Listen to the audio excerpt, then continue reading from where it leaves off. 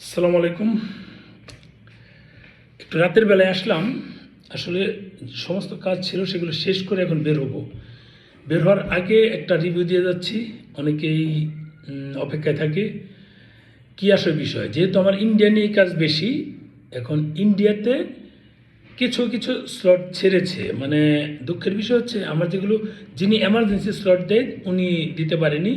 Normal যিনি slot দেয় উনি আমাকে একজন 3টা স্লট দিয়েছে মেডিকেল, আর একজন একটা ডাবল এন্ট্রি স্লট দিয়েছে। বিজনেস ভিসাও পাইনি, অন্যগুলো পাইনি, আর অনেকগুলো আটকা আছে। এখন এই হচ্ছে বিষয়, যদি এরকম মানে অনিশ্চয়তার মধ্যে থাকি সেটা কঠিন। ঢাকায় স্লট কমিয়েছে। আপনার ধরেন এই যারা চট্টগ্রামে দিত তাদেরটা তো একবার বাদ, তার মানে ঢাকার চাপ বেশি পড়বে।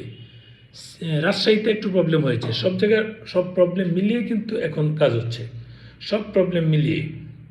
এখন যেটা হচ্ছে, আমি যেটা মনে করছি যে এই মুহূর্তে যেহেতু ভারত স্লট কমিয়ে দিয়েছে, অর্থাৎ চট্টগ্রাম যেহেতু হচ্ছে না, চট্টগ্রাম স্লট কম। এখন এই মুহূর্তে কি ভারতকে অন্য অন্য ভিসা অফ করে দিতে পারে কি না, আসলে এরকম সম্ভাবনা দেখছি না।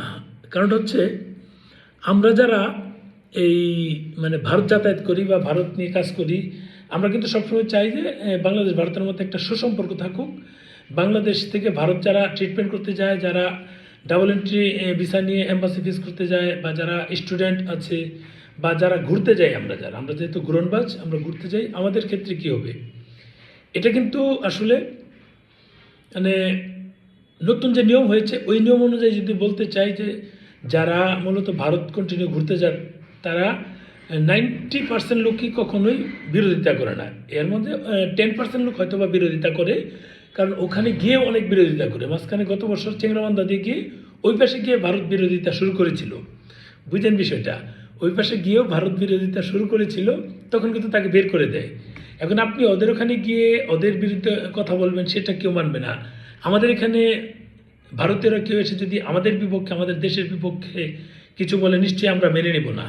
তারাও কিন্তু সেম ঘটনাই। আরেকটা হচ্ছে যে এই যেহেতু সামাজিক যোগাযোগ মাধ্যমটা তারা প্রকাশ্যে এনেছে, এখন আমাদের জন্য ভালো হলো, যারা ভারত বিরোধী তারা সহজে আবেদন করবে না, তারা বুঝেই যাবে যে এই আমি পোস্ট দিয়েছি।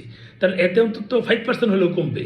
আর কিছু লোক আছে তারা দ্রুত পোস্ট ডিলিট করবে, কারণ এদের যে জন্মে ঠিক নাই, বিরোধিতাও করবে, আবার দ্রুত পোস্ট ডিলিট করে তারা সেখানে যাওয়ার চেষ্টা করবে। কারণ কিছু অঘটন ঘটাতে পারে, তাদের চিন্তা ভাবনাই তো ডিফারেন্ট, ঘটাইতে পারে, ওই উদ্দেশ্যে যেতে পারে। কিন্তু আমরা যারা নিয়মিত যাতায়াত করি, আমাদের জন্য কিন্তু খুব ভালো হয়েছে, খুব ভালো, যেটা আপনার ধারণার বাইরে। কেন বলছি?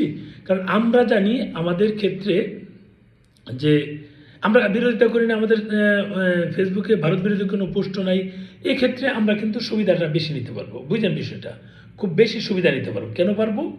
চাপ কমে যাবে। আমরা স্লটের ক্ষেত্রে সুবিধা হবে, যেহেতু মাঝখানে বললাম যে 30,000 টাকার উপরে যদি স্লট হয়ে যায়, তখন কী উপায় হবে? হতেই পারে। তারপর আমরা চাচ্ছি এই যে 1 মাসের যে একটা কথা বলেছিলাম, বা 1.5 মাস 2 মাস দিবে, অথবা আমি যে লোকেশনে যাব সেই লোকেশনেরই তারা একটা মানে দিতে পারে যে ওই হোটেলে গিয়ে যেতে হবে, ওখানেই ঘুরে চলে আসতে হবে।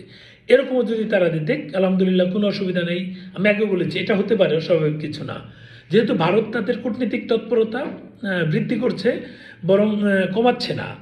বাংলাদেশের সাথে তাদের সম্পর্ক নষ্ট হোক সেটা চাচ্ছে না। তার মানে হচ্ছে আমরা প্রত্যাশা করতেই পারি যে আমাদের সাথে ভারত এরকম মানে সিচুয়েশনে যাবে না। ওই ক্ষেত্রে মানে আমরা ভালো কিছু প্রত্যাশা করতে পারি। এখন বাকিটা আল্লাহ ভরসা, যাই হোক, আমরা সেটাই মেনে নিতে হবে কিছু কারণে, কারণ আমরা ছোট দেশ, তারা যেটা বলবে সেটাই মেনে নিতে হবে। কিন্তু আমার বিশ্বাস যে ভারত নেগেটিভ কিছু করবে না, নেগেটিভ কিছু বলবে না, নেগেটিভ ধরনের কোনো কিছুতে তারা মানে আগ্রহী হবে না, পজিটিভ হবে। পজিটিভ হবে বলেই কূটনীতিক তৎপরতা কিন্তু তাদের বেড়েছে।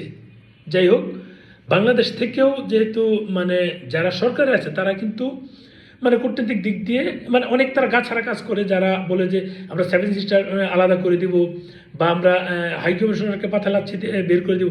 তারা যেহেতু বলছে, তাদেরকে তারা বলে না যে তোমরা এমন কিছু করো না বা বলো না যেটা আমাদের সরকারের জন্য বিব্রতকর অবস্থা তৈরি হয়। তারা কিন্তু এটা বলে না, তার মানে তার মনোসমর্থন আছে, কিন্তু প্রকাশ্যে তো তারা বলছে যে না আমাদের ভারতের সাথে সম্পর্ক ভালো থাক। যদি তাদের মনোসমর্থন নাই থাকতো তাহলে তাদেরকে বলতে পারতো এমন মানে উস্কানিমূলক বক্তব্য কেন আসছে। যদি বলে আমাদের পররাষ্ট্র উপদেষ্টা বললো যে তারা তো সরকার কেন, তারা তো নর্মাল একটা বিষয়। একটা বিষয় বুঝতে হবে, এই নর্মাল ছাত্ররাই কিন্তু এই সরকারকে বসিয়েছে, এটা কিন্তু অস্বীকার করার উপায় নাই। তারাই কিন্তু বসিয়েছে, তাদেরকে নর্মাল বলে ছোট করে দেবেন, আবার তাদের কথাগুলো আপনারা সমর্থন দেবেন, তাদের কথা এই সমর্থনে আপনারা সরকার গঠন করেছেন, এটা যদি নর্মাল হিসেবে উড়িয়ে দেন, ভারত কিন্তু দুধ খায় না। তারা কিন্তু বিশ্ব রাজনীতিতে তাদের একটা বড় একটা প্রভাব তৈরি হয়েছে, বুঝলেন। ডোনাল্ড ট্রাম্প ক্ষমতা আসার পরে যেখানে বলে বাংলাদেশটা মোদিজির উপর ছেড়ে দিলাম, উনি যা করার করবে, তার মানে এটা তো বিষয়। আর তাছাড়া মানে অর্থনৈতিক দিক দিয়ে পরাশক্তি, সামরিক দিক দিয়ে পরাশক্তি, এগুলো তো অস্বীকার করার উপায় নাই। তারা খাদ্যে স্বয়ংসম্পূর্ণ, এটা তো অস্বীকার করার উপায় নেই। স্বয়ংসম্পূর্ণ না হলে রপ্তানি করতে পারতো না। আর সব কিছু মিলিয়ে যদি চিন্তা করি তাহলে ডিফারেন্ট হয়ে যায়। এখন যদি আমরা বলি যে না আমাদের সরকারও আশা করি স্বাভাবিক, এইগুলো চিন্তা করলে আশা করি পজিটিভ কিছু হবে। ভালো থাকবেন, শেয়ার দিন ভিডিওটা।